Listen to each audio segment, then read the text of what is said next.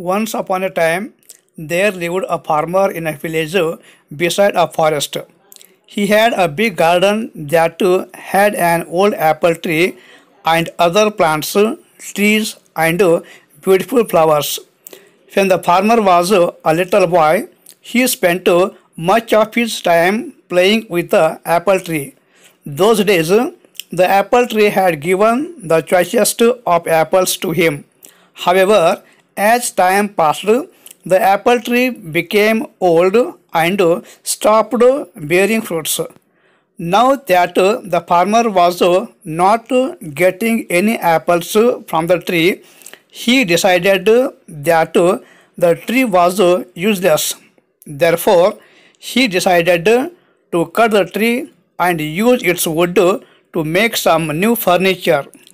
He felt that since the tree was old and huge, he did not have to cure it, and it would make great furniture. He forgot that as a boy he had spent his entire childhood climbing the tree and eating its apples. Now the apple tree was home to several little animals in the neighborhood. This included squirrels, sparrows, and a huge variety of birds and insects. When the farmer took his axe and began chopping the tree, all the little animals came rushing down. They all began to plead with the farmer. They gathered around the farmer and said, "Please don't cut the tree. We used to play with you when you were small under this very tree. This is our home and we have no other place to go." The farmer was adamant. He raised his axe and the commotion grew. "Please don't chop and destroy my home and kids," cried the squirrels. "Please don't chop and destroy my nest," cried the little birds. "Please don't cut the apple tree," cried the grasshopper. The farmer, however, forgot his childhood and his animal friends. He began to chop the tree harder. All the little animals became desperate and wanted to protect the apple tree at any cost. The little animals said, "We will sing for you when you are toiling away in the fields. We will look after your little boy. He will not cry, but instead will be entertained and happy. You will like our songs and will not feel tired." However, their cries for help fell on deaf ears. Despite all their requests, the farmer continued to chop down the tree.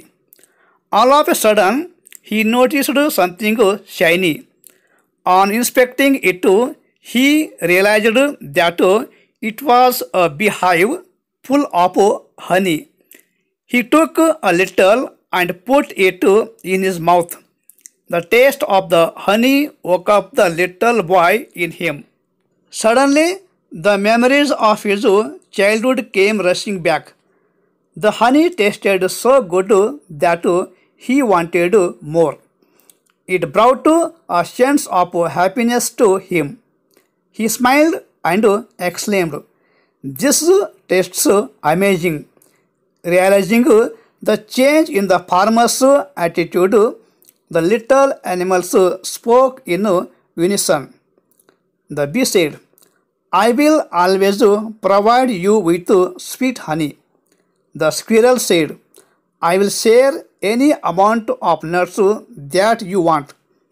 The birds cried, "We will sing as many songs as you want." Finally, the farmer realized his folly and put down his axe. He understood that the tree was home to many lovely animals that provided him with so many things. He wanted his little boy to have the childhood that he had. The farmer realized that the apple tree was not that fruitless. The little boy in him saved the apple tree. He threw away the axe and said to the little creatures, I promise you that I would never cut this tree. I have realized my mistake and you all can now live in peace and harmony. The little creatures thanked the bee profusely.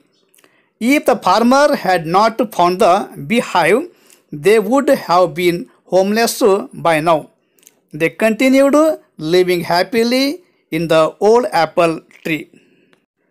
The moral of this story is each and every living thing in nature is of some use.